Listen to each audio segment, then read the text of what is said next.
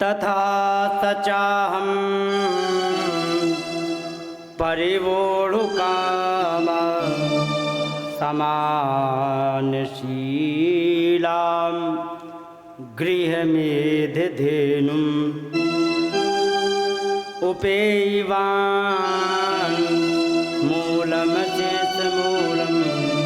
दुराशया कामदुघांग्रिपस्य। यहाँ पर एक महात्मा तपस्या कर रहे थे और भगवान प्रकट हो गए। आगे आ जाओ, आगे जगह पड़ी है, कोई दिक्कत हो रही है। गायत्री गद्दा वगैरह है, आ गए हैं बहुत। अच्छा बिछ गए, चलो छोड़ो, कोई बात नहीं। तो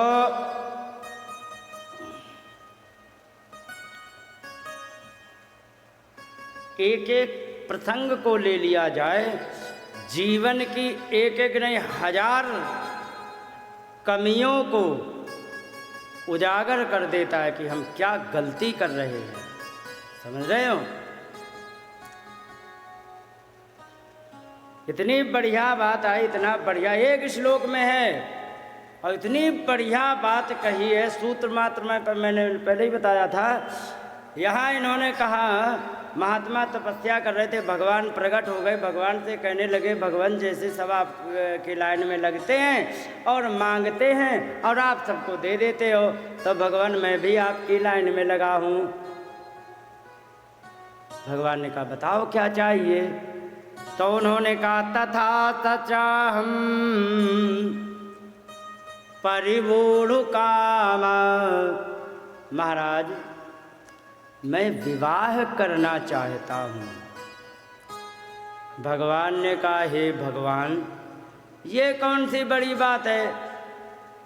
रोजगार को, बेरोजगार को, काले को, गोरे को, उठाईगीर को, चोर को, बदमाश को, दारूबाज को, सीधे सज्जन व्यक्ति को, सबको कोई ना कोई पत्नी मिल जाती,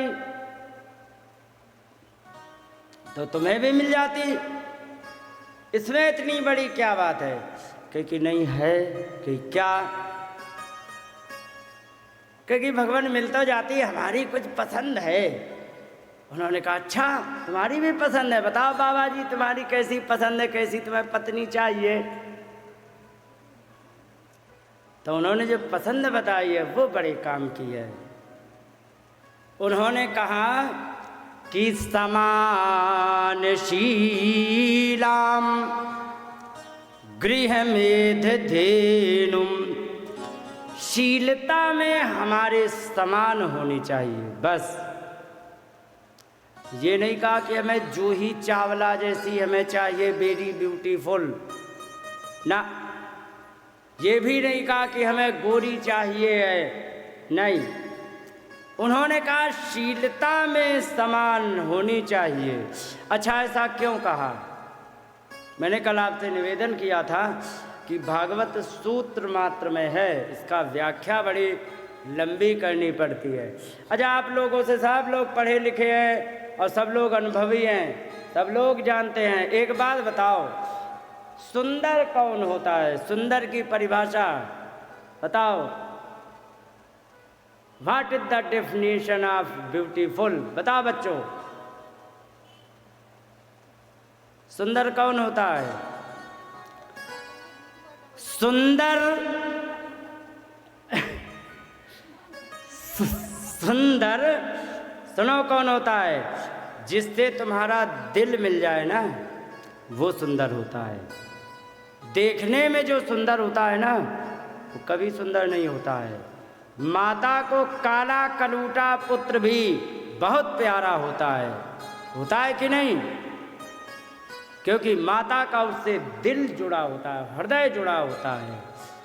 उन्होंने कहा सुनो, हृदय जिससे जुड़ा रहे इसकी एक कंडीशन होती है। क्या? विचार एक दूसरे के मिल जाएं, तभी तो मन जुड़ेगा। अब एक हो सत्संग वाली, वे हों क्लब वाले, काम चलेगा?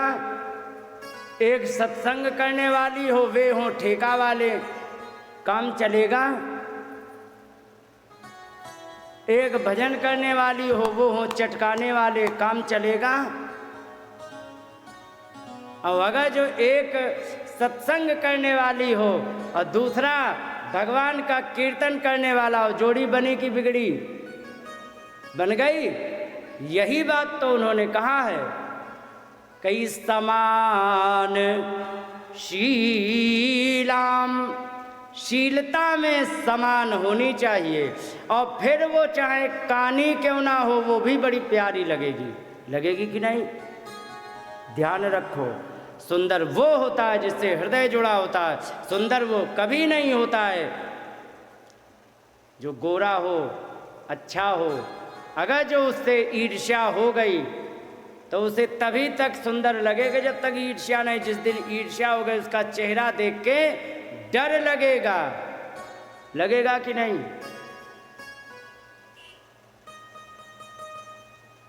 कैसा भी व्यक्ति हो, कितना भी सुंदर हो, मन नहीं मिला है देख करके जी जल जाता है, आत्मा अच्छी भली दुखी हो जाती है। समझ गए? तो बाबा जी ने कहा कि सुनो, हो कैसी भी, काली हो चलेगी, लंगड़ी भी चलेगी, कैसी भी ये चलेगी, लेकिन समान शीलाम। और हो कैसी? गृह मेद धेनुम, घर के लिए, गृहस्थ रूपी यज्ञ के लिए गौ के समान हो। गौ के समान का मतलब यज्ञ में जितनी सामग्री की आवश्यकता होती, सारी की सारी गौ पूर्ति कर देती है। आग चाहिए, गौ के गोबर से बढ़िया आग बनती है। घी चाहिए, गाय से घी हो जाता है। दूध चाहिए, गाय से है। दही भी चाहिए, गाय से है। पंचामृत स्नान है, सब कुछ गाय से है। यहाँ तक कि हवन सामग्री भी गाय के गोबर से तैयार की जाती है। और मालूम है गाय के कंडे, गाय के गोबर के कंडे जलाने को क्यों कहा जाता है? अब इसके बारे में जान लो। गाय के गोबर, जो गीला गोबर होता है, उसमें 27% ऑक्सीजन होती है। इसको जब सुखा दिया जाता है, नहीं 23% ऑक्सीजन होती गीले गोबर में, और जब इसे सुखा दिया गया तो इसमें 27 हो जाती है। और जब इसको जला करके कोयला बना दिया जाता है तो उस गाय के कोयले में 45% ऑक्सीजन होती है। इसलिए गाय के गोबर का कोयला को गीला करके पीने का बहुत अच्छा विधान आयुर्वेद में बताया गया। जिसके शरीर में कमजोरी हो, चेहरे में ग्लो ना हो, चेहरे की में झुर्रियाँ पड़ गई हों और गाल सूख गए हों उसके खजूर की तरह, तो उसको गाय के गोबर के कंडे का, वो जो कोयला का जो वो है राख, उसको गीली करके तुरंत पिलानी, छान करके। अगर जो 1 घंटा रख दी तो ऑक्सीजन उड़ जाती है। ठीक है, ये भी एक ट्रीटमेंट का उपाय होता है, ज़्यादा ऑक्सीजन लेने। और ज़्यादा ऑक्सीजन जिसके शरीर में जाती है वो बूढ़ा बहुत देर में पड़ता है, 80 साल में भी जवान दिखता है। देखो ये 73 साल की बैठी हैं, कोई कहेगा ये 73 साल की, ये है तपस्या का प्रभाव। हाँ, क्योंकि नाम जाप इसके, अब तो हम इसके बारे में भी बता दें कि तुम 73 साल की भी 50 साल की क्यों दिख रही। सुनो, इसमें मैं वैसे नहीं कह रहा हूँ, इसका विज्ञान है। रिसर्च हुई है 2 जगह, एक एम्स में भारत में और एक जर्मनी में। इसमें 2 ग्रुप बना करके बैठाए गए। एक ग्रुप से कह दिया कि तुम गायत्री जाप नहीं करोगे, ठीक है, और एक से कह दिया गायत्री जाप करोगे। तो वे गायत्री जाप करने लग गए। तो गायत्री जाप करने से क्या होता है कि हमारे अंदर 1,10,000 हर्ट्ज की साउंड वेव उत्पन्न होती है, जो कि हमारे शरीर में ब्लड फ्लो ऊपर को बढ़ाता है। और जब ऊपर को ब्लड फ्लो बढ़ेगा तो चेहरे पर खून ज़्यादा आएगा और ब्रेन में खून ज़्यादा जाएगा। इससे याददाश्त मजबूत हो जाती है और चेहरे में चमक बढ़ जाती है। चेहरा खजूर जैसा नहीं होता है, चेहरा बंदर जैसा नहीं हो पाता है। और इसके बाद उसके जो है ना बहुत सारी समस्याएं खत्म हो जाती, डिप्रेशन की समस्या खत्म। और ऐसे हार्मोन्स होते हैं जो हमें प्रसन्न रखते। आप लोगों ने कॉमेडी वगैरह देखी होगी, तो कोई ऐसी हरकत देख ली तुरंत हंस गए, तो उसके पीछे का कारण होता है एक हार्मोन जिसको कहते हैं डोपामाइन। डोपामाइन के जैसे ही एक बूंद टपकी तुरंत हंसी आ जाती, और वो डोपामाइन हार्मोन बनने लग जाता और ज़्यादा टपकता रहता है। इससे व्यक्ति प्रसन्न चित्त रहेगा। एक और गावा होता है, ये भी प्रसन्नता का हार्मोन होता है, इनको तेज कर देता है। अच्छा, हार्मोन का एक उदाहरण और दे दे, बहुत जल्दी समझ जाओगे। आपको मालूम है, जो व्यक्ति शराब पी ले तो वो व्यक्ति उसके भी पांव पड़ेगा जिससे कभी राम राम करना पसंद नहीं करता था। देखा है आपने? हाँ, उसके भी पांव पड़ेगा। मालूम है क्यों? क्योंकि शराब पीने से, एल्कोहल के प्रभाव से डोपामाइन केमिकल, वो हार्मोन ज़्यादा निकलता है, उस सबसे शत्रुता भूल जाता है, फिर उसके भी पांव पड़ लेता जिससे कभी राम राम नहीं करता था। ठीक है, ये बात होती है। लेकिन जब उतर जाती है तो गांठ का जो वो था डोपामाइन, वो भी ख़त्म करके ले जाता है। तो सवेरे गधे की तरह मुंह लटका के बैठा होता है कि हे भगवान, मैंने 1500 पर पानी। फिर सोचता है घंटों, अरे राम राम राम, तरक देर में संगत में पढ़ करके मैंने नुकसान कर लिया, बर्बादी कर ली। सोचता है कि नहीं? फिर वो बड़ा मुंह लटकाए मिलेगा। फिर जब पी लेगा, फिर जो टुल्ल हो जाएगा, फिर वो ऐसे ही करेगा।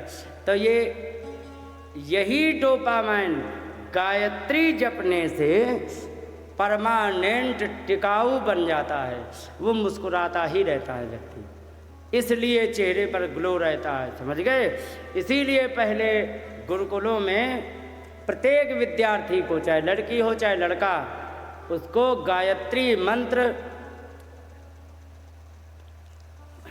कंपलसरी कर दिया जाता था। क्यों कर दिया जाता था? क्योंकि ये ब्रेन के विकास को बहुत तेज करता है। इतना तेज करता है कि इसकी अनलिमिटेड दिमाग को बढ़ाता है। जितना दिमाग में भरते जाओगे उतनी जगह और खाली कर देगा। जितना भरते जाओगे, ऐसे मान लो जैसे बाल्टी में पानी, घड़े में पानी भरो, उतना ही भरेगा जितना उसमें क्षमता है ना। और गुब्बारा ले आओ इतना बड़ा, उसमें भरना शुरू करो तो हाँ बढ़ता जाता है ना। वही काम करता है ब्रेन के साथ गायत्री मंत्र। समझ गए? जितना डाल दोगे वो फिर भी कुछ ना कुछ जगह खाली रख देगा। ये चीज़ें होती है।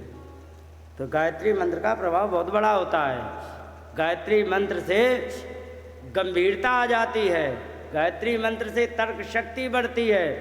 अब ज़्यादा वैज्ञानिक नाम नहीं लिए हैं ताकि समझ जाओ, नहीं तो इसमें प्रीफ्रंटल कॉर्टेक्स भी होता है, सेरिब्रम होता है, इसको विकास करने का ये बड़ा लंबा फंडा उसमें दिया गया। बोलिए गोविंद भगवान की जय। यहाँ पर उन्होंने कहा कि विवाह तो हमें करना है, लेकिन एक ही बात है, कैसी भी हो, लेकिन हमारे विचारों में विचार मिला के चलने वाली होनी चाहिए। और कैसी हो? गृह में धेनु, गृहस्थी रूपी यज्ञ के लिए गौ के समान हो। अच्छा एक बात बताओ, बढ़िया गृहस्थी चलाने का क्या जुगाड़ है मालूम है? अब एक बात जो हमें आती है वो भी सुन लो, तुम तो अपना करती हो। अगर जो गृहिणी घर में चोरी करती है वो सबसे बढ़िया चलाती है गृहस्थी।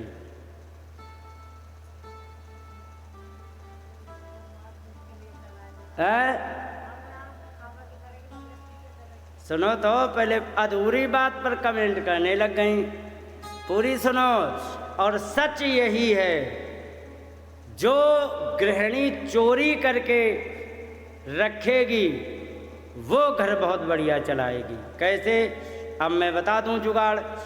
जिसका मतलब पति आमे जिसके घर पे और कपड़े उतारे, तो उसमें अगर जो 100-200 दिखे तो 10-20 पार कर दो। 1000-2000 दिखे 100-200 पार कर दो, 10-20 हज़ार दिखें, 1000-2000 पार कर दो और ले करके वो रख लो अपने घर में, ठीक है। और घर में रखने के पश्चात उनको रखे रहो, ठीक है। और एक दिन कोई ना कोई समय ऐसा जरूर आएगा जब पति को जरूरत पड़ेगी तो तुम्हारे आगे हाथ जोड़ेगा। हाथ जोड़ करके जब खड़ा हो तो उसकी आपत्ति में तुरंत निकाल के वे दे दो, बहुत बढ़िया घर चलेगा। ये चोरी नहीं है, ये घर चलाने का सिस्टम है। अब तुम अब जो आपने बात कही उसका जवाब ले लो। अगर जो तुमने 100-200 में 10-20 निकाल लिए और तुमने यदि खा लिए गोलगप्पे, ठीक है, अगर जो तुमने गोलगप्पे खा लिए तो तुम गृहिणी नहीं दरिद्रा हो, ध्यान रखो। हाँ, अगर जो चोरी करके तुमने अपने शौक पूरे कर लिए तो फिर तुम गृहिणी नहीं हो, फिर तो तुम दरिद्रता लाने वाली हो, क्योंकि उसे तुम लूटती भी रहोगी और भविष्य का कोई साधन तो उसके पास जो थे वो भी बर्बाद होंगे और तुम घर को बना भी नहीं पाओगे। अगर जो तुमने चोरी करके धर लिए और धर के आवश्यकता जब पड़े, बहुत इमरजेंसी सिचुएशन आ जाए, उस समय तुम उसको निकालो, बहुत बढ़िया घर चलता है। क्योंकि आपत्ति विपत्ति कभी भी निमंत्रण दे के नहीं आती है, ध्यान रखो। तो ऐसे इसलिए कह रहे। अच्छा, ये जो सिस्टम है ना, हमारे गांवों में नानी दादी के ज़माने में बहुत अच्छी तरह होता था। अच्छा, पति जान जाते थे कि और कौन लेगा, कोई विदेशी तो डाका डाल नहीं गए, इन्हीं के काम हैं, तब वे कुछ कहते भी नहीं थे, क्योंकि विश्वास था यदि इसने लिए हैं या तो इसको बहुत आवश्यकता होगी या तो बहुत अच्छी आवश्यकता के लिए इकट्ठे किए होंगे, समझे। तो वो गृहिणी होती है। तो हमारे घर को आगे बढ़ाने के लिए ये गौ के समान होनी चाहिए। जैसे यज्ञ को आगे बढ़ाया जाता है तो गाय आगे बढ़ाती है। भगवान ने कहा कि ठीक है, यदि आपकी यही इच्छा है तो आपका विवाह हो जाएगा। कहने लगे कब हो जाएगा। भगवान जान गए कि बाबा जी को कुछ जल्दी पड़ी है।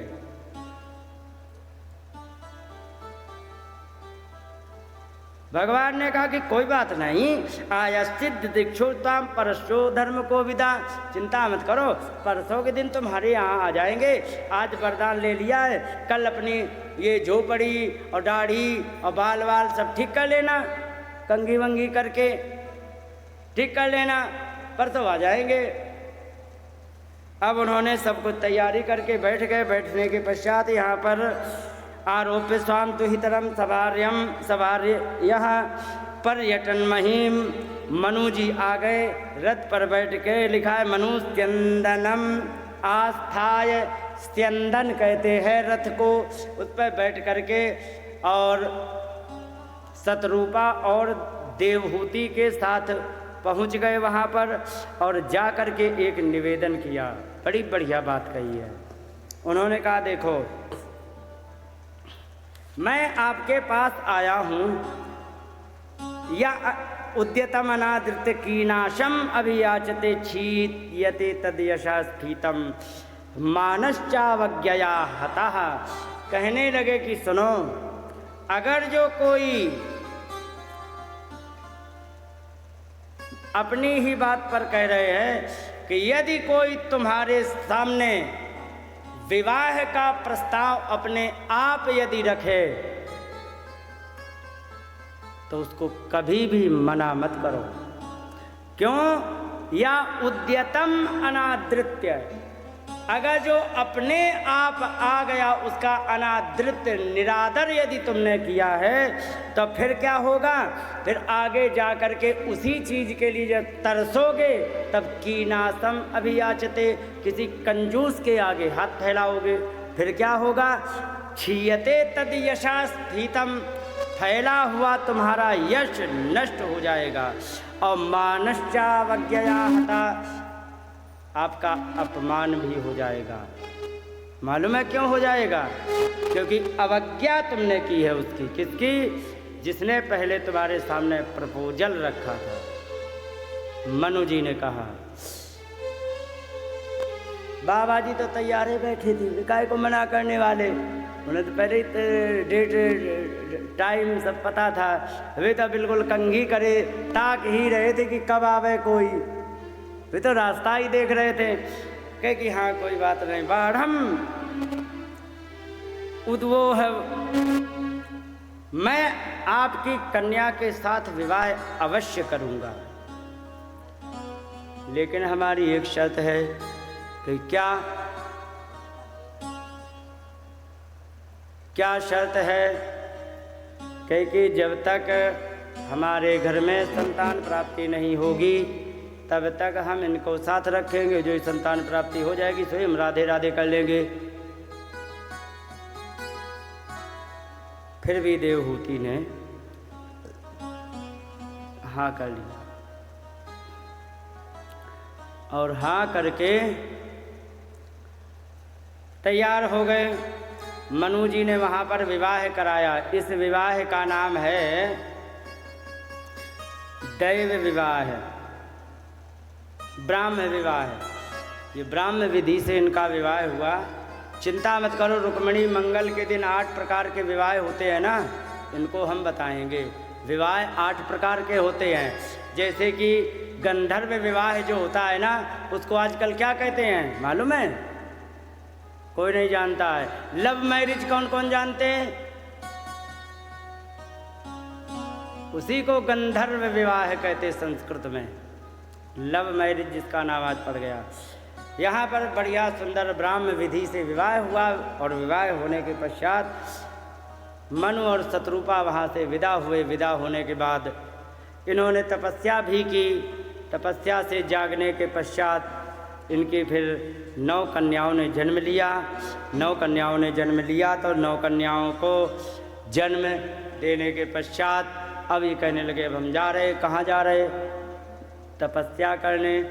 माता देवहूति ने कहा कि कन्याएं तो हैं अपने पास, और जब ये विवाह होगा तो ये अपने अपने उनके साथ निकल लेंगी, हम फिर भी अकेले रह गए। तुम तो जा रहे तपस्या करने। एक बात और बता दे कि आपसे भगवान ने कहा था कि मैं तुम्हारा पुत्र बन करके आऊँगा, तो अभी तो पुत्र बन के भी नहीं आए हैं। उन्होंने कहा हाँ ठीक कहा। भगवान के आने की प्रतीक्षा में फिर गृहस्थी में रहे, और समय आने पर भगवान ने जन्म लिया। बोलिए कपिल देव भगवान की। साक्षात ईश्वर थे वे। आए, आने के पश्चात कुछ बड़े हुए, और बड़े होने के बाद वे जा कर के वहाँ पहुँच गए। कहाँ? अपने बेटा के पास, कपिल देव भगवान के पास। भगवान ने कहा कि चिंता मत करो, मैं सब जानता हूँ। मया प्रोक्तम ही लोकस्य प्रमाणम सत्य लौकिके अथ जानी मया तुभ्यम यदुवाच अमृतम मुने। मुझे पता है कि आप क्या कहने आए हो।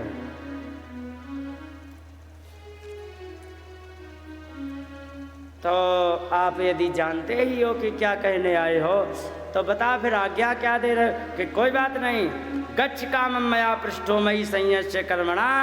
आप इच्छानुसार विचरण कीजिए जहाँ जाना हो, लेकिन शर्त ये है मयि संयस्य कर्मणा, अपने कर्मों को सब मुझे झोंक देना। अच्छा हो गया प्रभु, सब आपको समर्पित है। बुरा हो गया, आपको समर्पित है। जब सारे अच्छे बुरे कर्मों को तुम भगवान के पास छोड़ दोगे तो उसमें क्या है, भगवान उसकी छनाई करते हैं। छानने के बाद जो कचरा होता है ना, वो नीचे टपका देते हैं। अच्छे अच्छे कर्मों को तुम्हारे उस फल को दे देते हैं, समझे। और कोई कोई कर्म का फल इतना टिकाऊ होता है कि पीढ़ियां बीत जाती हैं और वो कर्म का फल समाप्त नहीं होता। उदाहरण दे दें, एक बार नानक, सिखों के गुरु जी नानक, तो इनके समय में एक ऐसा दुर्भिक्ष आया, पानी बरसा नहीं, अकाल पड़ गया। अब पानी नहीं बरसा तो उगे क्या, और जब उगा नहीं तो खाओगे क्या? भूखमरी का पूरा वो। अब भूखमरी के कारण समस्या बहुत ज़्यादा हो गई। अब उनके पास इतना भी अन्न नहीं कि हम खेत में डाल दें।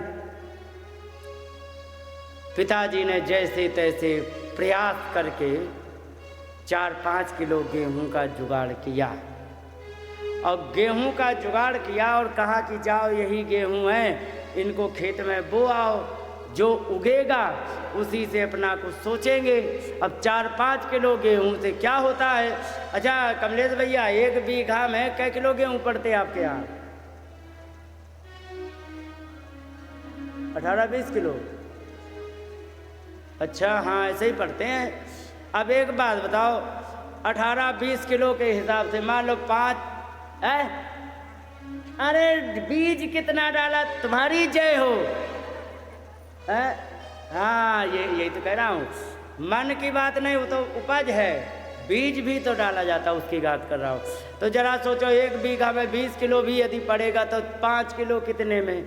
मात्र 4 बिस्वे में, 4-5 बिस्वे में। अब जो है सो सही।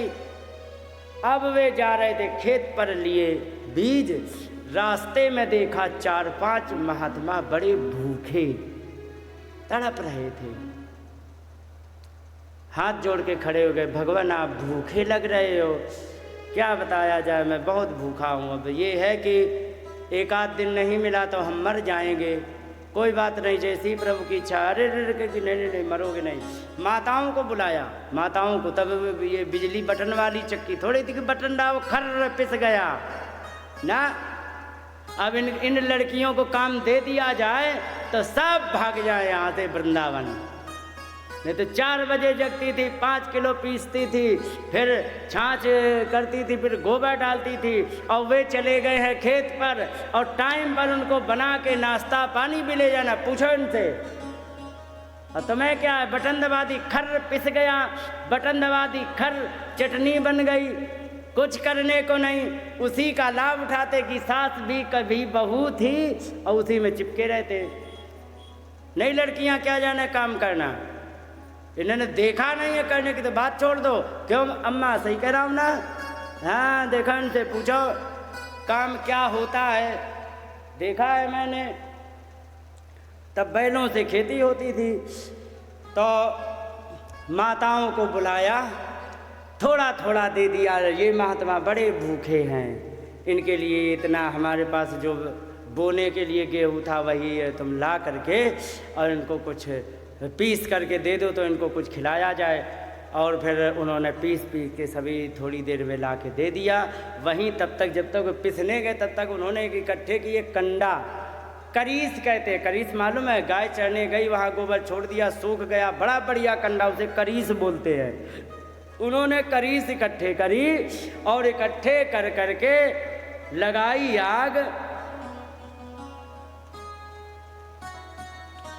आग लगाई, और तब तक माताएं लेके आ गई आटा, और उसको उसमें वहीं पर बनाई बढ़िया बढ़िया मोटी मोटी रोटी, और माताओं से लाए अचार, और बढ़िया खाया उन्होंने, उनका पेट पला। अब वे डर गए। कौन? नानक जी। क्यों डर गए? गेहूं किस लिए दिए गए थे? खेत में बोने के लिए। और गए कहाँ? बाबा जी को खिला दिया, खेत जैसे का तैसा। हिम्मत करके गए घर। कब तक ना जाएं? गए घर। कह कि लाला बीज बो आए? कह कि जी पिताजी मैंने बीज बो दिया है, और सुनो ऐसा बीज बोया है, सुनो हंसने की बात नहीं है, समझने की बात है, का ऐसा बीज बोया है पीढ़ियां गुजर जाएगी लेकिन वो बीज का फल कभी समाप्त नहीं हो पाएगा, वो फसल कभी खत्म नहीं होगी। आज वही फल देखने को मिलता है। किसी भी जगह के तुम गुरुद्वारे में चले जाओ, वहाँ तुम्हारा बिना परिचय लिए, बिना जात पात पूछे, कहाँ से आए हो बिना पूछे तुम्हें भोजन मिलेगा। अमृतसर के गुरुद्वारों में बंगाल और बिहार के जाने कितने हजारों की संख्या में रिक्शे वाले दोनों समय भोजन करते हैं। चाहे तुम अमृतसर के गुरुद्वारा में चले जाओ, चाहे तुम दिल्ली के गुरुद्वारा में चले जाओ, चाहे कनाडा के गुरुद्वारा में चले जाओ, आपको भोजन वहाँ बिना पूछे मिलेगा तो मिलेगा। वो ऐसा आज फसल बोई गई कि आज तक वो फसल समाप्त नहीं हुई है। तो कुछ कर्म ऐसे भी होते हैं जिनके कर्मों का परिणाम पीढ़ी दर पीढ़ी भोगते रहते हैं। और तुम क्या सोच रही हो, तुम भगवान का नाम ले रहे तो तुम्हें अकेले भोगना पड़ेगा? नहीं, ये तुम्हारी पीढ़ियां भोगेंगी,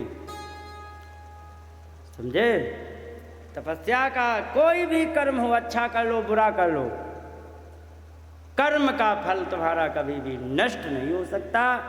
हाँ, समय थोड़ा भले ही लग जाए, पर समय आने पर तुम्हें फल अवश्य मिलेगा। भगवान ने कहा गच्छ कामं मया पृष्ठो, इच्छानुसार चले जाओ मेरे से पूछकर, लेकिन ध्यान रखना मयि संयस्य कर्मणा, अपने कर्मों का तुम मुझ में लगा देना। और जित्वा दुर्जय मृत्युम, और ये दुर्जय मृत्यु जो है इसको जीत करके अमृतत्वाय माम भज, अमृतत्व प्राप्त करने के लिए मेरा तुम भजन करो। चले गए पिताजी, चले गए भजन करने। लाला बैठे घर में और बहनें थी वो तो चली गई अपने अपने ससुराल में। अब बचे कौन? माता और बेटा। बड़ा सुंदर प्रसंग आया यहाँ पर, बड़ा बढ़िया। यहाँ पर कहा माता जी ने कि लाला भले ही तुम हमारे पुत्र बन के आए हो, लेकिन सच्चाई से तो कोई मुंह नहीं मोड़ सकता है। पुत्र बन के भले ही आए हो, लेकिन संपूर्ण संसार के आप पिता हो, संपूर्ण जगत के यदि आप पिता हो तो आपसे प्रश्न करना मुझे बनता है। उन्होंने कहा निर्वेणाम नितराम भूमन असद इंद्रिय तर्षणात् येन संभाव्यमानेन प्रपन्नान्धं तमः प्रभु। कहने लगे कि मैं अपनी इंद्रियों से इतनी परेशान हो गई हूँ, इनको जितनी तृप्ति करो उतनी ज़्यादा भागती हैं। अच्छा एक बात बताओ, तुम ही बताना, ठीक है? हाँ, तुम ये बताओ, जैसे कि तुम बाजार जा रही हो, ठीक है, अब आगे लगी है गोलगप्पे की ढकेल, आपका मन कराया तो आप क्या करोगी? तुरंत 5 रुपए खट से अपने पर्स से निकालोगी, गोलगप्पे खा लोगी। खाओगे कि नहीं? हाँ, कितनी ईमानदार बच्ची है, तुरंत हाँ किया। अच्छा एक बात बताओ, एक बात का जवाब आओ दे दो। आज तुम्हारी इच्छा हुई कि गोलगप्पे खा ले, तुमने खा लिए, क्या आप ये गारंटी ले सकती हो कि कल भल्ले पापड़ी देख करके मन नहीं चलेगा? बताओ, क्या कह रही हो? चलेगा। हाँ, इसी प्रकार से मन होता है। मैं बताऊं कैसे? जैसे अग्नि है और उसमें धीरे धीरे घी तुम डालते रहो और सोचो कि हम अग्नि बुझा दें, तो अग्नि बुझा रहे कि बढ़ा रहे हो? बढ़ रही है। यही बात होती है। इंद्रियों की जितनी तृप्ति करोगे उतना ही अपना बड़ा रूप लेंगी, और इंद्रियों की तृप्ति ना करके आवश्यकताओं की तृप्ति करने लग जाओ। और जब तुम्हारा गोलगप्पे खाने की इच्छा हो, मान लो भूख भी लगी है, घर में आओ, मोटी मोटी चूल्हे की रोटी लगा के आधा किलो घी और भर के कटोरा धर के सब्जी खा लो।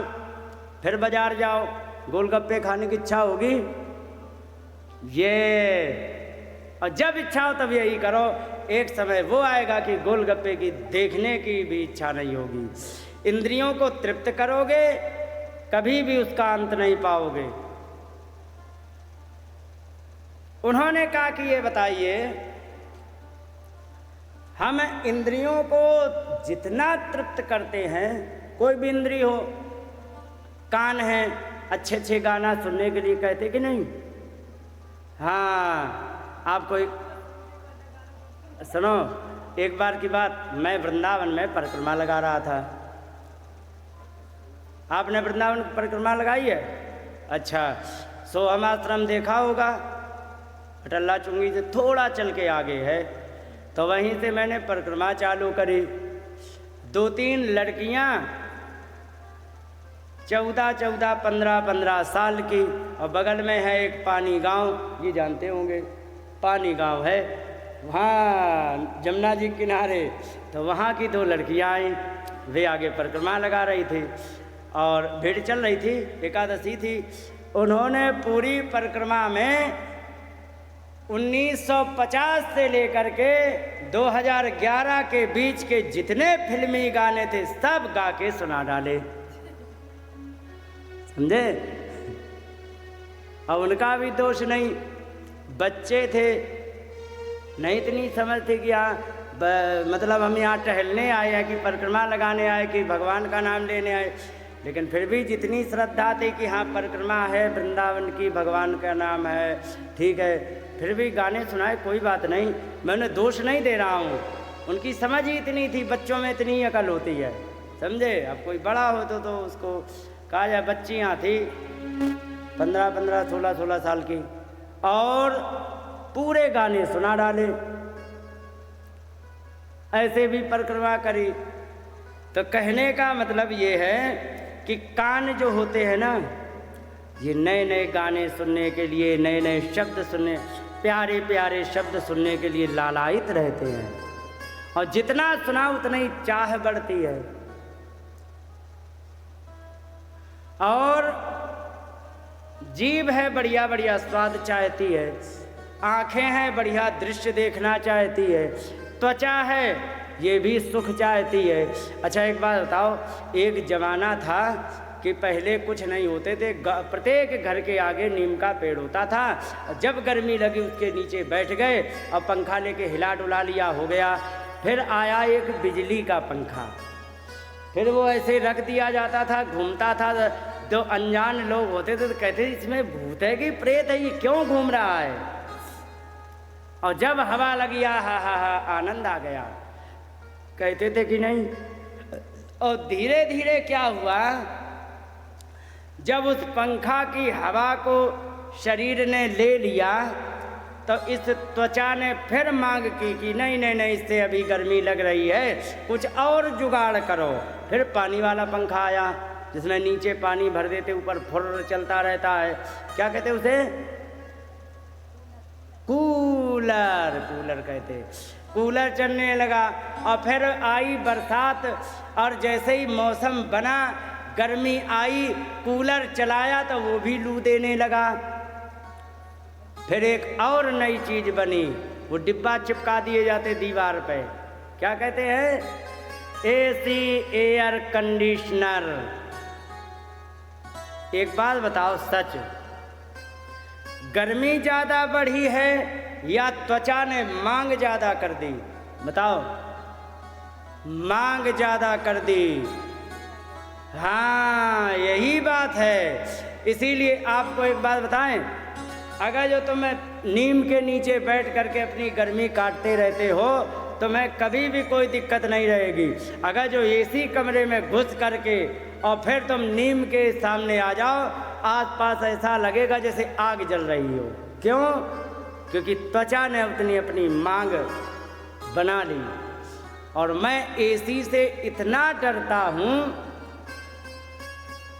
जैसे जहर खाने से डरते हैं, क्योंकि हम आज एसी में रह गए, कल नहीं मिली तब हमें भैया हमें जंगली है, मैं जंगल में ही छोड़ दो, सबसे बढ़िया हवा आएगी उससे काम निकाल लेंगे, बस हो गया, तुम्हारी एसी धर लो, ठीक है। तो कोई भी इंद्री ऐसी नहीं है जिसको एक बार तृप्त कर दो दूसरे दिन न मांगे। तो बताओ हम ऐसे भगवान हम कहाँ तक क्या करें? समझ में नहीं आता इंद्रियों को कैसे तृप्त किया जाए, कैसे ये तृप्त हो सकती। भगवान ने कहा सुनो माता, इंद्रियों को तृप्त नहीं किया जा सकता है, विजयी किया जा सकता है। समझ गए? विजयी किया जा सकता है, उसका क्रम बताया उन्होंने। कहा प्रसंगमजनम पाशम आत्मानं कवयो विदुः स एव साधु सुकृतो मोक्ष द्वारम अपावृतम। कहने लगे कि जो प्रसंग माने आसक्ति होती है, उस आसक्ति को अगर जो तुम दुनिया से आसक्ति अच्छा होनी भी चाहिए। एक अखंडानंद, क्यों उड़िया बाबा तुमने वो देखा है आश्रम, दिनेश अखंडानंद के पास है। हाँ, उड़िया बाबा में उड़ीसा के एक महात्मा थे और बड़े विनोद करने वाले। उनसे कहने लगे, भगवान एक गया, कहने लगा अरे भगवान आप भगवान से हमें प्रेम करना। कही अच्छा, भगवान से प्रेम करना बहुत अच्छी बात, अच्छे आए। अच्छा ये बताओ अभी तक तुमने प्रेम किससे किया? क्योंकि नहीं हमें संसार में किसी से प्रेम नहीं। पत्नी से? कहीं नहीं। लड़के से नहीं किया, अपनी बच्ची से नहीं की, किसी से नहीं किया। क्योंकि तो तुम भाग जाओगे। क्यों? तुम रिजेक्ट हो। तो क्यों? क्योंकि जाओ पहले प्यार करके आओ, फिर हम तुम्हें प्यार करना, फिर हम तुम्हें भगवान की तरफ जोड़ेंगे। कि ये आप कैसा दुनिया से आदमी भाग करके भगवान की तरफ जुड़ता। कि सुनो, अगर जो तुमने किसी से प्रेम किया है तो उसी प्रेम की दिशा बदली जा सकती है। मान लो बेटी से प्रेम है, पत्नी से प्रेम है, किसी से प्रेम है, तो उस प्रेम की दिशा बदल के भगवान की तरफ की जाए। जब तुम्हारे अंदर प्रेम ही नहीं तो भगवान को तुम क्या दे दोगे? भाई भोजन तुमने बनाया, ठीक है, निमंत्रण दिया तुमने ब्राह्मण का, संयोग बस वो नहीं आया तो दूसरे को भी खिला सकते हो। लेकिन खिला कब सकते हो? जब तुमने बनाया है तब तो। और तुम्हारे पास भोजन ही ना हो तो प्रेम का तत्व तो तुम्हारे हृदय में होना चाहिए। पहले जाओ प्रेम करके आओ। यहां पर कह रहे हैं प्रसंगम अजरम पाशम आत्मानं कवयो विदुः। ये जो तुमने प्रेम किया है, प्रसंग माने आसक्ति, जिसे प्रेम कहते हैं आजकल। प्रेम की वैसे परिभाषा बहुत दूसरी है, लेकिन आजकल कोई नहीं जानता है प्रेम को। आसक्ति को ही प्रेम समझने लग गए हैं। ये मिसअंडरस्टैंडिंग हो चुकी है लोगों को। प्रेम वो होता है जो सामने वाले को कभी भी दुखी नहीं करेगा, वही करेगा जो उसको अच्छा लगे। हम उससे चाहने लगे, प्रेम नहीं है, धोखेबाजी है। और हम उसे वो दें जो उसे अच्छा लगता है, वो असली प्रेम है। भरत जी राम से प्रेम करते थे। खेलने गए, खेलने में गए तो वहाँ पर टीम बनाई गई। टीम बनाने में लक्ष्मण जी कह रहे कि दुनिया एक तरफ हो जाए, मैं अपने भैया का पीछा नहीं छोड़ने वाला। और ज़्यादातर प्लेयर्स थे वे सब राम जी के पक्ष में। भरत जी ने सोचा कि सब राम जी के पक्ष में हैं, लेकिन अगर जो मैं विपक्ष में नहीं आया तो हमारे प्रभु का खेल कैसे पूरा होगा? और हमारे प्रभु का खेल नहीं पूरा होगा तो हमारे प्रभु को सुख कैसे मिलेगा? तुरंत विपक्ष में आ गए। और जहाँ एक तरफ सब, एक तरफ भैया भरत। अब वहाँ पर देखा गया हार होने लग गई भरत की। राम जी आ गए विपक्ष में भरत जी के, और ऐसे दांव खेलते हैं, ऐसे दांव खेलते, खुद हारते चले जाते। सारे गोल हो गए, भरत जी जीत गए। राम जी ने यही बात याद करके कहते हैं कि हारे हूँ खेल जितायो मोही। मैं जानता हूँ प्रभु आप कितनी दया करते हैं कि मुझे आप अकेला क्या कर सकता था, लेकिन आपने मुझे जानबूझ करके जिताया। क्यों जिताया? कि तुमने यदि मेरे खेल बन जाने की कामना से विपक्ष में खड़े हुए हो तो हमारी जिम्मेदारी है कि तुम्हें कभी भी मैं हारने। भरत जी को जिताया।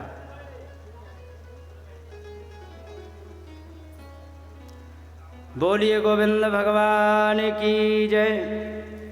कहने लगे कि आसक्ति सबको होती है, कोई भी ऐसा व्यक्ति नहीं है कि एक दूसरे से प्रेम ना कर ले।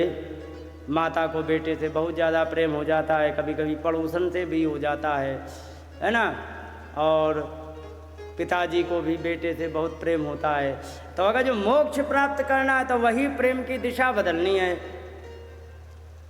कहने लगे कि एव साधु शुक्रतो, वह सज्जन महापुरुषों में करने लग जाए प्रेम तो मोक्ष द्वारम अपावृतम, मोक्ष के द्वार को अपावृत माने खुल देता है। एक बात बताओ माता, कैसा ये वो साधु सुकृतो वो महात्माओं में हो जाए। महात्मा किसे कहते हैं? महात्मा की पहचान क्या है? महात्मा की पहचान सुनो। कहा तितिक्षवः कारुणिकाः सुहृदा सर्वदेहिनां अजात शत्रवः शांता साधवाः साधुभूषणः। कहने लगे कि जो तितिक्षवः बड़ा सहनशील हो और कारुणिका और बहुत दयालु हो और सुहृदा सर्वदेहिना प्रत्येक जीव का हितैषी हो। इन लड़कियों की अपनी कथा चालू हो गई। पागल। अजात शत्रवः, जिसका कोई भी शत्रु उत्पन्न ही ना हुआ हो और शांता बड़ा शांत रहने वाला हो, ऐसा साधवा वो साधु साधु भूषणा सारे साधुओं में श्रेष्ठ होता है। माता ने कहा एक बात बताओ, बड़ा सहनशील है, ये तो इंटरनल मैटर है भाई। कुछ क्वालिटी एक्सटर्नल होती है, कुछ इंटरनल होती हैं। एक्सटर्नल होती है वो तो दिखाई पड़ती हैं, अब इंटरनल कैसे देखी जाए? अब बड़ा कारुणिका बड़ा दयालु है तो दया, कितना दयालु व्यक्ति है इसका मीटर तो है नहीं कि हाँ साहब ये इतना दयालु है, सबका हितैषी है, इसका भी कोई वो नहीं, उसका कोई शत्रु नहीं। ये तो सारी अंदर की क्वालिटी तुमने बता दी। कुछ ऐसा भी बताओ जो हम दूर से देख के बता सके। तो कहा कि मयि अनन्य भावेन, मेरा अनन्य भाव से भक्तिम कुर्वन्ति ये दृढ़ाम, दृढ़ भक्ति मुझसे कर लेता है तो मत कृते त्यक्त कर्माण त्यक्त स्वजन बांधवा, मेरे लिए जिसने अपने सारे कर्मों को, अपने स्वजन बंधु बांधवों को मेरे लिए त्याग दिया हो वो साधु होता है। और क्या होता है? मदाश्रया कथा मृष्टा, मेरे आश्रित रह करके, और मृष्टा माने बड़ी सुंदर मधुर कथाओं को क्या करता है? सुनो, सुनता नहीं है, शृण्वन्ति और कथयन्ति चा। श्रोता मिल जाए तो सुन ले, वक्ता मिल जाए तो कथयन्ति चा, सुनाने लग जाएं। तपन्ति विविधास्तापा नैतान मदगत चेतसा, अनेकों प्रकार की तपस्याएं करता है वो साधु होता है। कहीं भी नहीं कहा कि लंबे लंबे वे होने चाहिए, पीले पीले वे होने चाहिए, वो साधु ना। साधु का कोई वेश नहीं, पैंट शर्ट में भी साधु हो सकता है, साड़ी सूट में भी हो सकता है, सलवार सूट में भी हो सकता है, धोती कुर्ते में भी हो सकता है, और वो खेती करते भी हो सकता है, ऑफिस में बैठकर कंप्यूटर चलाते हुए भी हो सकता है, घर में रोटी बनाती हुई हो सकती है, और हॉस्पिटल में नर्सिंग का काम करने वाली भी साधु हो सकती है। उसकी ना तो कोई जात है और ना ही कोई उसका लिंग है, स्त्रीलिंग है या पुल्लिंग, कोई नहीं है। केवल आचरण जिसके साधु के है वो साधु होता है। समझ गए? हम लाल पीले करके बैठ जाएं तो हम साधु नहीं बन गए। गधे को पीला कपड़ा पहना तो महात्मा बन जाएगा? ट्राई किया? करके देखना। तिलक लगा देना, पीला कपड़ा पहना देना। तो कहने का मतलब ये है कि कपड़े से कोई साधु नहीं होता है। और सबसे बड़ी समस्या बन गई तो यही बन गई, लोगों ने साधु की परिभाषा बदल दी और साधु को पहचानने में गलती यही हो गई। समझ गए? साधु गृहस्थ भी हो सकता है और साधु विरक्त भी हो सकता है। पुराने जितने तुलसीदास बाबा जी के ज़माने के जितने भी साधु हुए हैं, कोई भी ऐसा नहीं था फक्कड़ हो, सब बालक बच्चे वाले थे। कबीरदास जी बालक बच्चे वाले, तुलसीदास जी भी विवाहित थे, रहीमदास जी भी विवाहित, वशिष्ठ जी विवाहित, द्रोणाचार्य विवाहित, कृपाचार्य विवाहित, सब महात्मा थे कि नहीं थे? विवाहित और अविवाहित से नहीं होता है, कैसा भी हो सकता है। साधु का केवल जो सब पे दया करे और भगवान का आश्रय लेकर के रहे और प्रत्येक जीव के अंदर ईश्वर को देखे, वो सबसे बड़ा साधु है।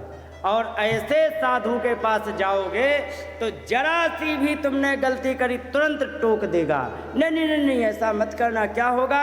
इस कर्म का तुम्हें परिणाम इतना भयंकर मिलेगा कि तुम्हें भोगना पड़ सकता है, तुम्हारी पीढ़ियों को भोगना पड़ सकता है। ना ना ना, बिल्कुल नहीं। क्या करना है? इससे ऐसा नहीं करना। तुमने कह दिया अरे हमसे तो ऐसी बहुत गलती हो गई, कोई बात नहीं, आ जाओ, प्रायश्चित कहते, भजन भगवान का करा दिया और क्षमा मंगवा ली, भगवान ने माफ़ कर दिया, कर्म कट गया कि नहीं?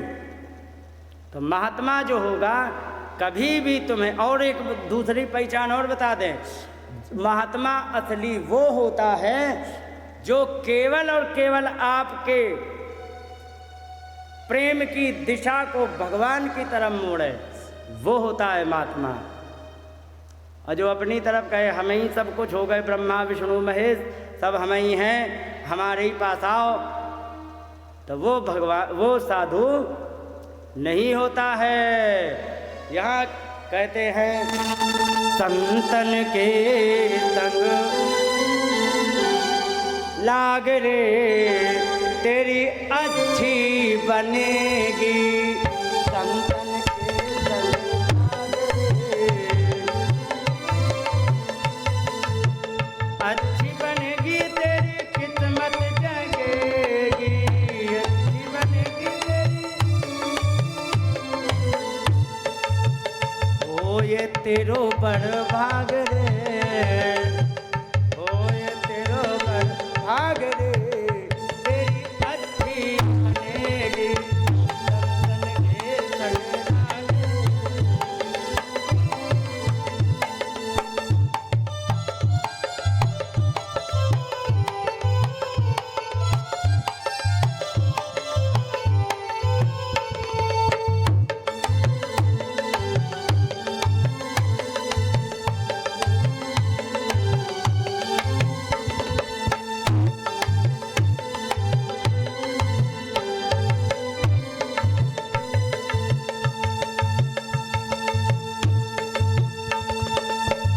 संतन संग कर। संतों के साथ मालूम है, संतों के साथ पहुंच करके हमारा बिजनेस कैसे चल जाए, फैक्ट्री कैसे चल जाए, ये प्रश्न नहीं होते हैं। क्या प्रश्न होते हैं? संतन संग कर पुण्य कमाई, संतन संग कर, संतन संग कर पुण्य कमाई, संतन संग कर पुण्य कमाई। और सुनो, रामचरण रामचरण रामचरण अनुराग रे तेरी अच्छी बनेगी, संतन के संग लाग रे तेरी।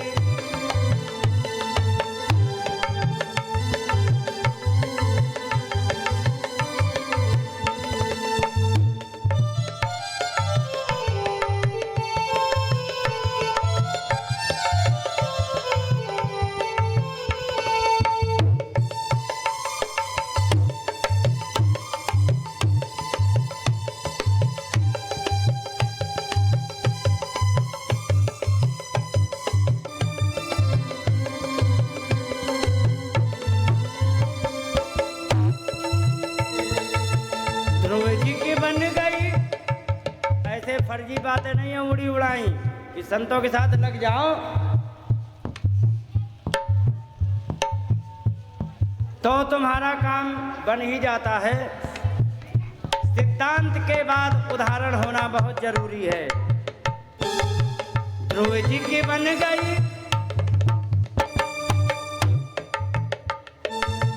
ध्रुव जी की बन गई, प्रहलाद जी की बन गई, ध्रुव जी की बन गई, ध्रुव जी की बन गई, प्रहलाद जी की बन गई, ध्रुव जी की बन गई, प्रहलाद जी। और हरि सुमिरन में लाग रे, हरि सुमिरन में लाग रे, तेरी अच्छी बनेगी, संतन के संग लाग रे, तेरी अच्छी बनेगी।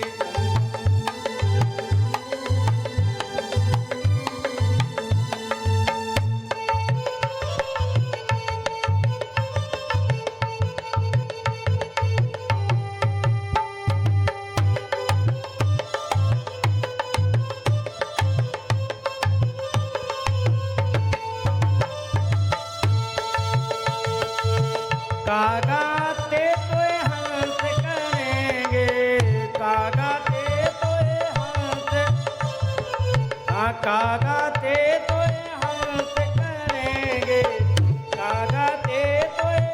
क्या बढ़िया उदाहरण है। चालाक कौवा किसमें गिरता है? सुनिए कहावत। हाँ, और तुम्हें बना क्या देंगे? हंस। हंस क्या करता है? दोनों खाते हैं। मतलब तुम जो कचरे को पकड़ना सीख गए हो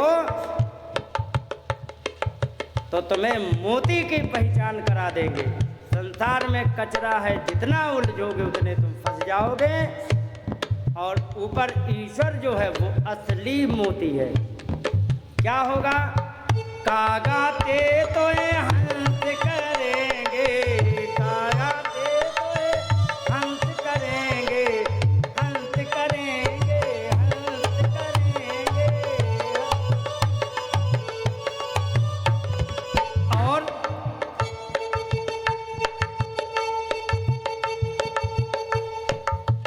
छूट जाए। दाग कहाँ लगे मालूम है? हृदय में। पुण्यवान हो गए, हृदय साफ हो गया। पाप भरे हैं, कहते कुछ और है, करते कुछ और है, हृदय गंदा है। तो दाग कहाँ लगा है? छूट जाए उड़ के दाग रे, वही एक दाग है। छूट जाए उड़ के दाग रे, तेरी अच्छी बनेगी, संतन के संग दाग रे, तेरी अच्छी बनेगी, संतन के संग,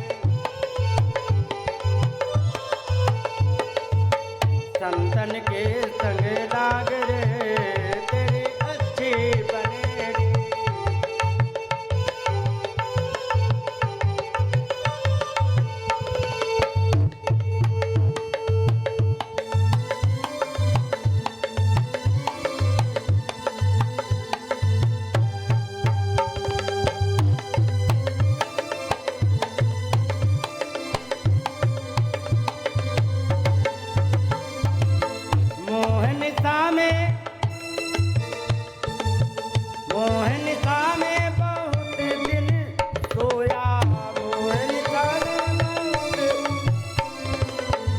कबीरदास जी नहीं कह रहे हैं, तुलसीदास जी ने भी कहा है।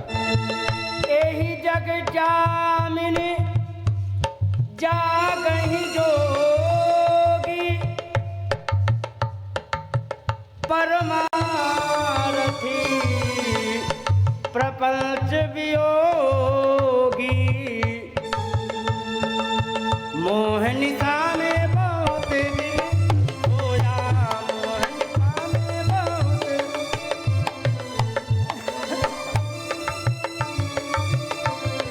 अभी भी समय है, जब तक जिंदगी का एक भी दिन बाकी रह जाए तब तक तुम्हारे पास अवसर होता है। जितनी बची है जिंदगी, इतनी जिंदगी जिंदगी में भी अभी भी जाग सके तो जाग रे, तेरी अच्छी बनेगी संतन के संग लाग रे, संतन के संग लाग रे, तेरी अच्छी बनेगी संतन के संग।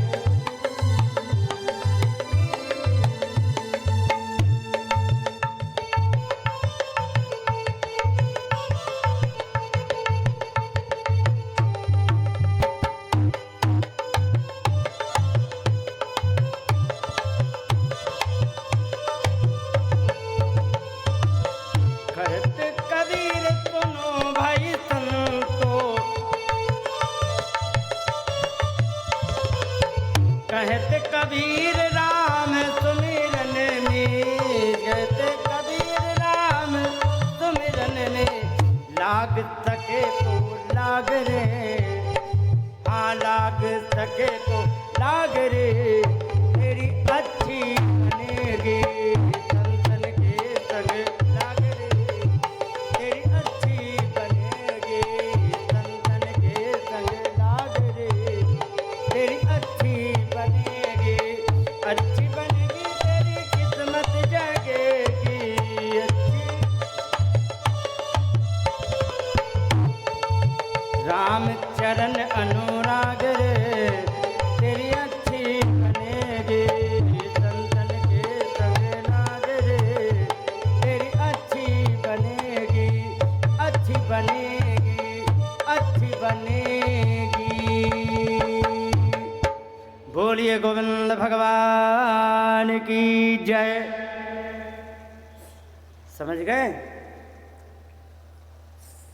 सज्जन पुरुष की संगति करोगे कभी भी तुम्हारा पतन नहीं होगा, और दुष्ट की करोगे बिना अपराध के धर लिए जाओगे। जुआ खेला जाता हो, तुम एक भी दांव मत लगाओ, बैठ जाओ, छापा पड़ गया तो साथ ही में राधे राधे किए जाओगे, करे जाओगे कि नहीं? क्यों? अच्छा एक बात बताओ, बथुआ जानते हैं बथुआ? हाँ, बथुआ को कोई पानी देने जाता है? नहीं जाता है। और जब गेहूं की फसल के बीच में होता तब पानी चकाचक पाता कि नहीं? क्यों? संगत में पड़ गया अच्छी, यही कह रहे हैं। अच्छी संगत में पड़ जाएगा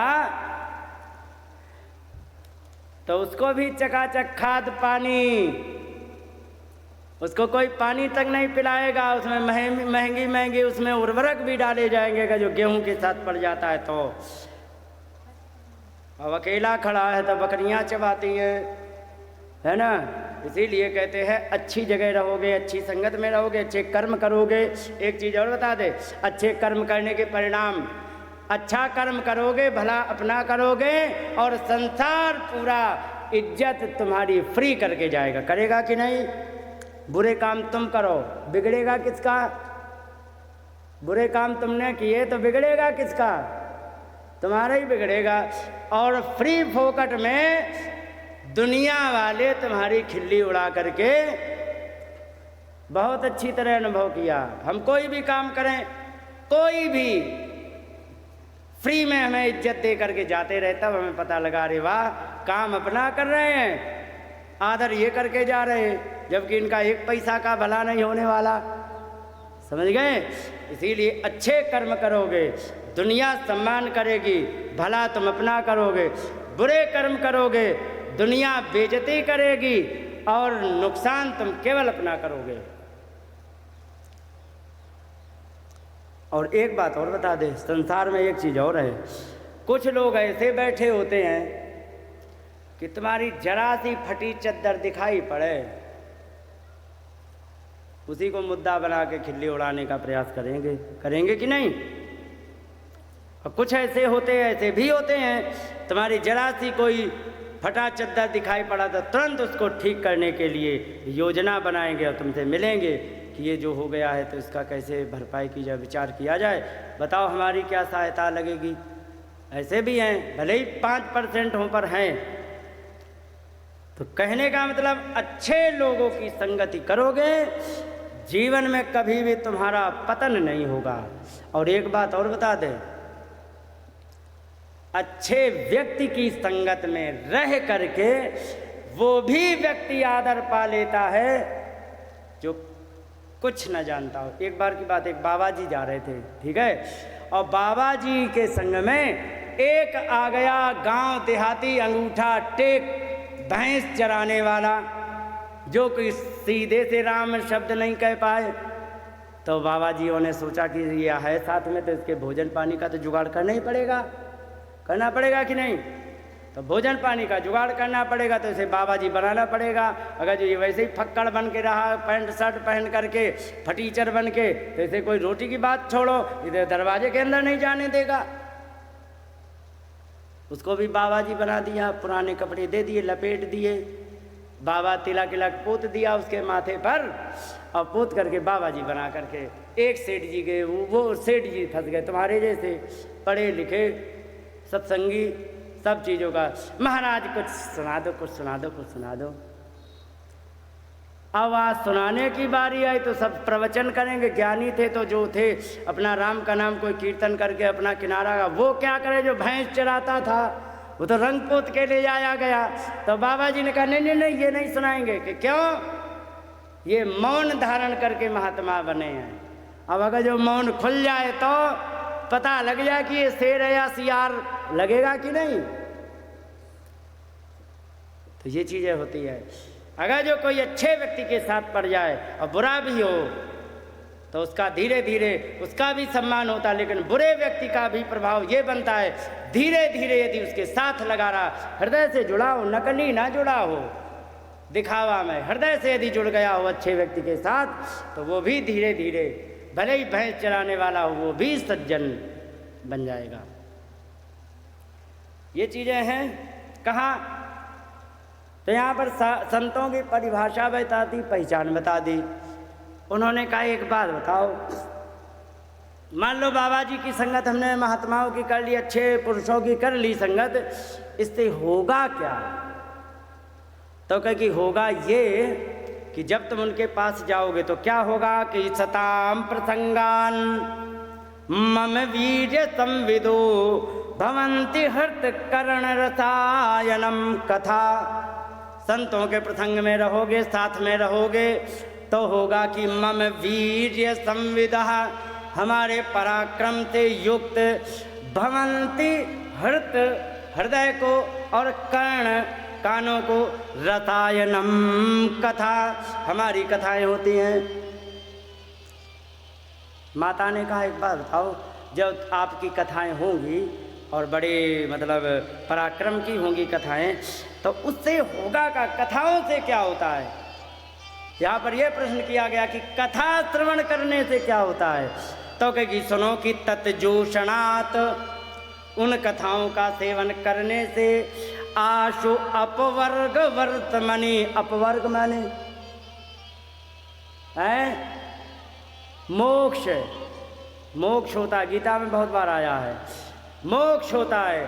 तो अपवर्ग वर्तमनि, मोक्ष मार्ग में क्या होगा? श्रद्धा रतिम भक्ति अनुक्रमिष्यति।